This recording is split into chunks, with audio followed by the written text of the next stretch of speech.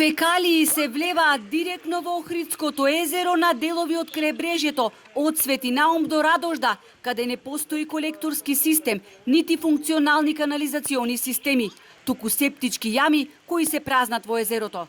Хотелско-угостителските објекти и туристичките населби вдолж Охридското крајбреже од хотелот Десарет се до Светинаум, иако се приклучени на канализационен систем кој е изграден во манастирскиот комплекс пред 10 години, истиот не функционира.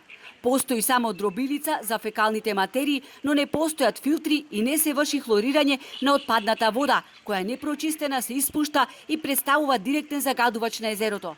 Во обемниот извештај кој го објави Државниот инспекторат за животна средина, повикувајќи се на лабораториските анализи и увиди од Институтот за јавно здравје на Република Македонија, меѓу другото стои и дека потенцијални загадувачи се и шанкови поставени на самите плажи, потоа испусните цевки за собирање на атмосферски води кои се влеваат во Охридско, во кои намерно или не се приклучуваат отпадни фекални води од страна на колективни станбени згради и приватни куќи.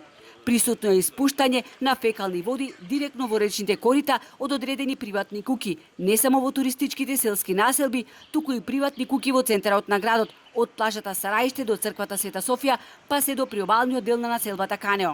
Не треба воопшто да се бавиме со оваа проблематика. Значи секој треба да си работи работата онака како што треба и доколку коректорот бил проектиран за 40.000 жители и не знам колку туристи што доаѓаат, значи сега имаме многу поголемо оптеретување, мора да се и урбанистичкиот дел да биде компатибилен со овој дел за оптеретување на водоводниот систем, на канализацијскиот систем, на колекторскиот систем. Градоначалникот Пецаков вели ваквиот извештај е тенденциозен и небулозен и му штети на Охрид.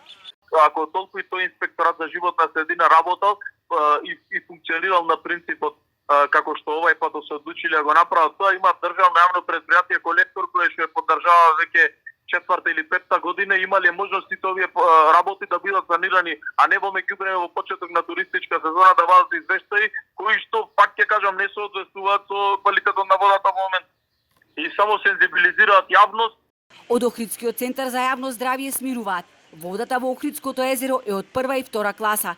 Таа не е микробиолошки загадена и е добра за капење, спорт и рекреација. Бидејќи станува збор за езеро со значителен број на извори, постојано струјење на вода со способност за самопрочистување, ова загадување не предизвикува големи промени во класата на водата.